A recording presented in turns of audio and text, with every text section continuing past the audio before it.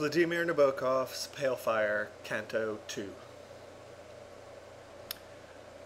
There was a time in my demented youth when somehow I suspected that the truth about survival after death was known to every human being.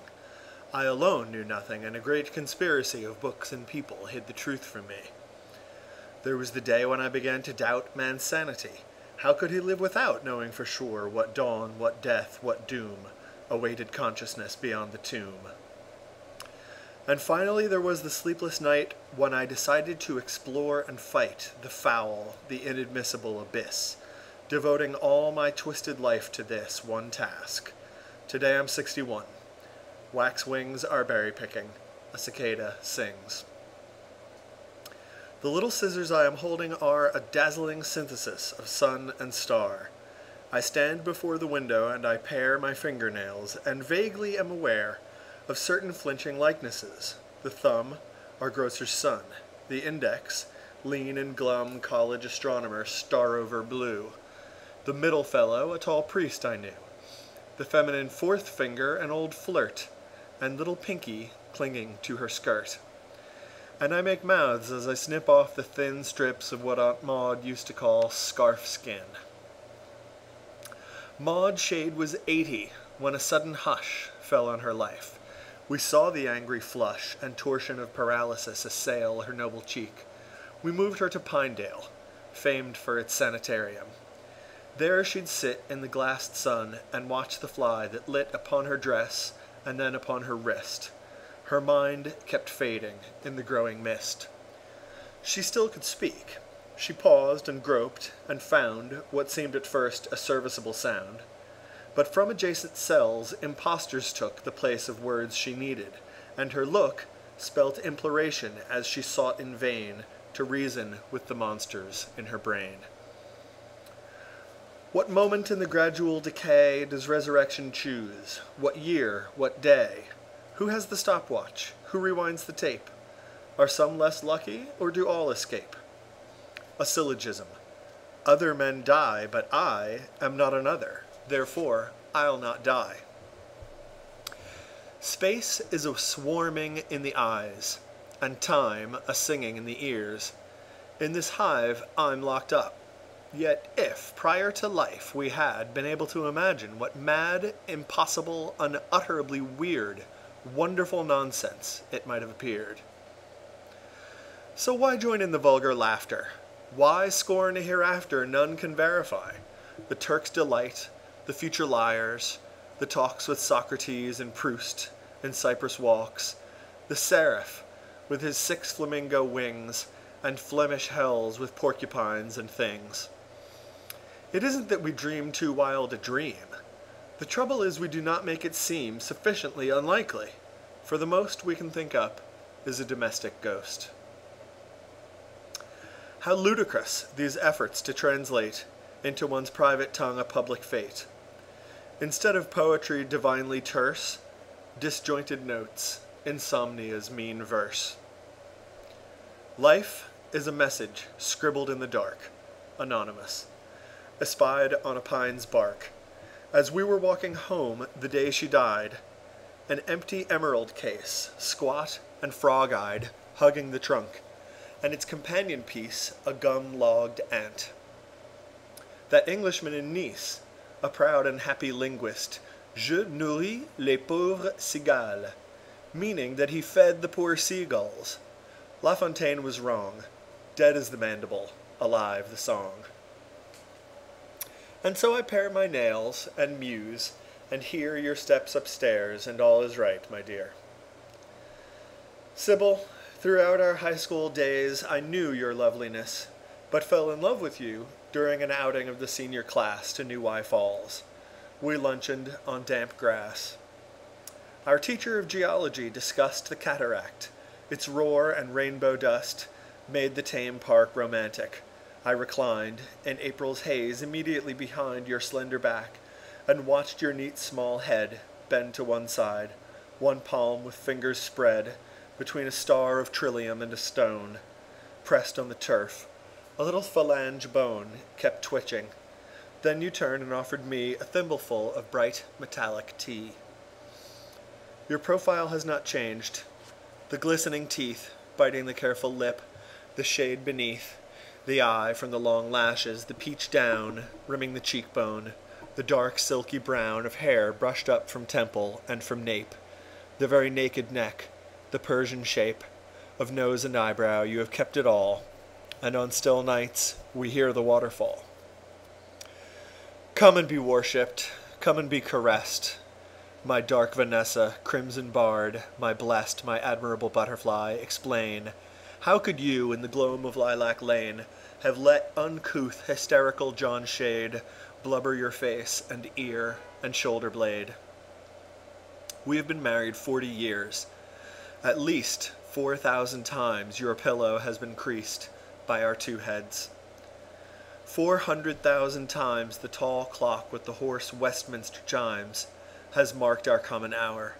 How many more free calendars shall grace the kitchen door? I love you when you're standing on the lawn, peering at something in a tree. It's gone. It was so small, it might come back. All this, voiced in a whisper softer than a kiss. I love you when you call me to admire a jet's pink trail above the sunset fire. I love you when you're humming as you pack a suitcase or the farcical car sack with round-trip zipper. And I love you most when with a pensive nod you greet her ghost and hold her first toy on your palm or look at a postcard from her found in a book. She might have been you, me, or some quaint blend. Nature chose me so as to wrench and rend your heart and mine. At first we'd smile and say, all little girls are plump, or Jim McVeigh, the family oculist, will cure that slight squint in no time, and later, she'll be quite pretty, you know. And trying to assuage the swelling torment, that's the awkward age. She should take riding lessons, you would say, your eyes and mine not meeting. She should play tennis or badminton. Less starch, more fruit. She may not be a beauty, but she's cute. It was no use. No use. The prizes won in French and history no doubt were fun.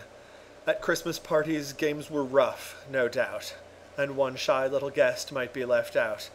But let's be fair. While children of her age were cast as elves and fairies on the stage that she'd helped paint for the school pantomime, my gentle girl appeared as Mother Time, a bent charwoman with slop pail and broom, and like a fool I sobbed in the men's room. Another winter was scrape-scooped away. The toothwort white haunted our woods in May. Summer was power mowed and autumn burned. Alas, the dingy cygnet never turned into a wood duck. And again your voice, but this is prejudice. You should rejoice that she is innocent. Why overstress the physical? She wants to look a mess. Virgins have written some resplendent books. Love-making is not everything. Good looks are not that indispensable. And still, old Pan would call from every painted hill, and still the demons of our pity spoke. No lips would share the lipstick of her smoke. The telephone that rang before a ball every 2 minutes in Sir Rosa Hall for her would never ring. And with a great screeching of tires on gravel to the gate, out of the lacquered night, a white-scarfed beau would never come for her. She'd never go. A dream of gauze and jasmine to that dance. We sent her, though, to a chateau in France. And she returned in tears with new defeats, new miseries. On days when all the streets of College Town led to the game, she'd sit on the library steps and read or knit. Mostly alone she'd be, or with that nice frail roommate, now a nun, and once or twice, with a Korean boy who took my course. She had strange fears, strange fantasies, strange force of character, as when she spent 3 nights investigating certain sounds and lights in an old barn. She twisted words, pot, top, spider, redips, and powder was red wop. She called you a didactic katydid. She hardly ever smiled, and when she did, it was a sign of pain. She'd criticize ferociously our projects, and with eyes expressionless, sit on her tumbled bed, spreading her swollen feet, scratching her head with psoriatic fingernails, and murmuring dreadful words in monotone. She was my darling, difficult, morose, but still my darling.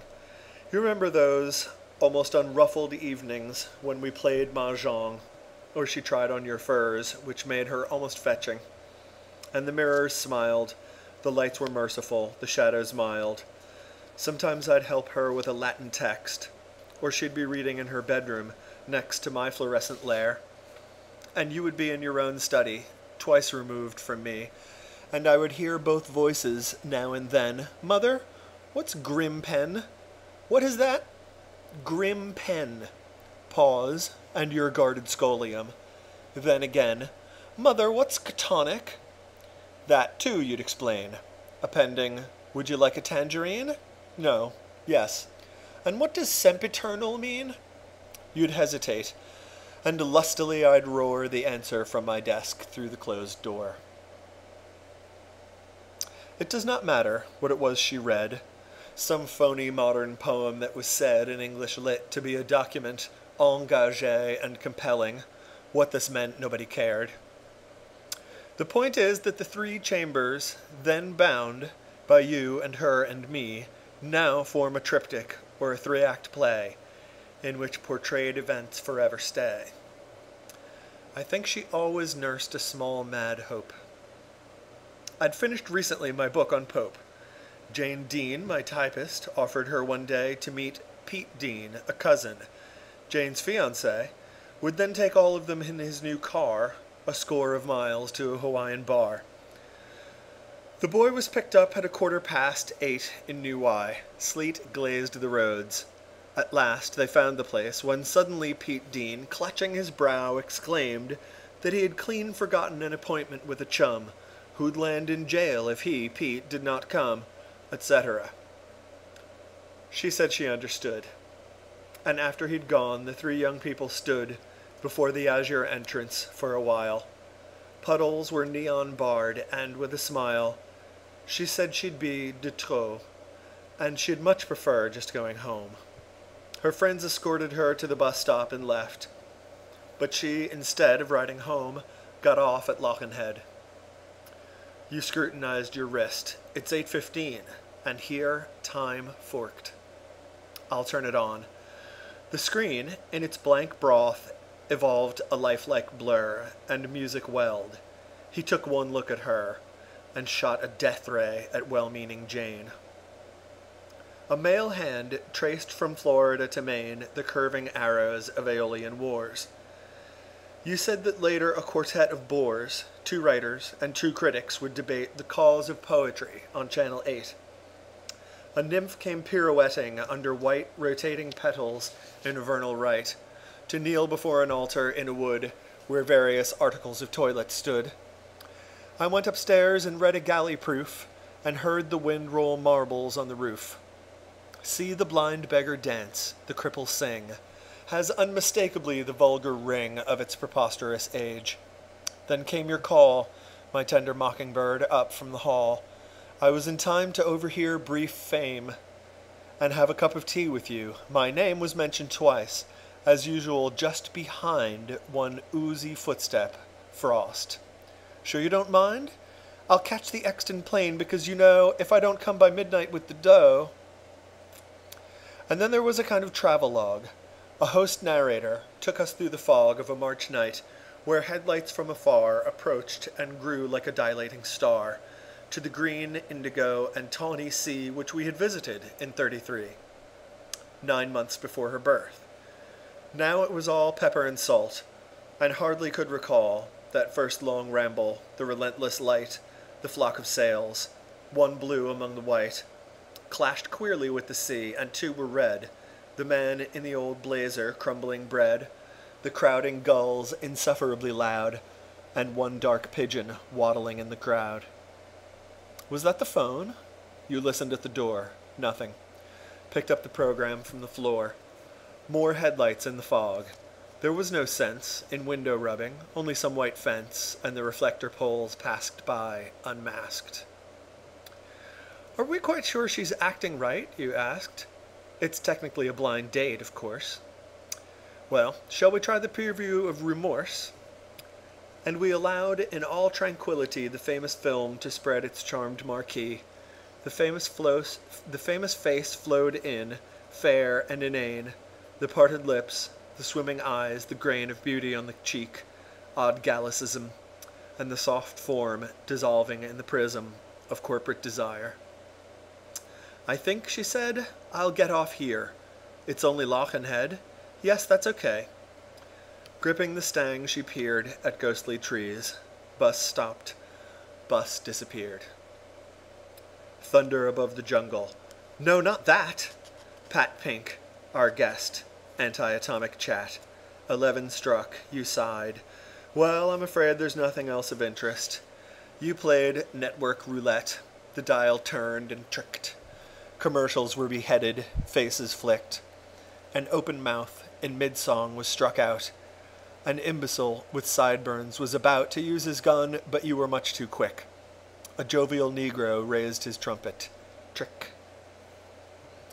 Your ruby ring made life and laid the law. Oh, switch it off. And as life snapped, we saw a pinhead light dwindle and die in black infinity. Out of his lakeside shack, a watchman, Father Time, all gray and bent, emerged with his uneasy dog and went along the reedy bank. He came too late. You gently yawned and stacked away your plate.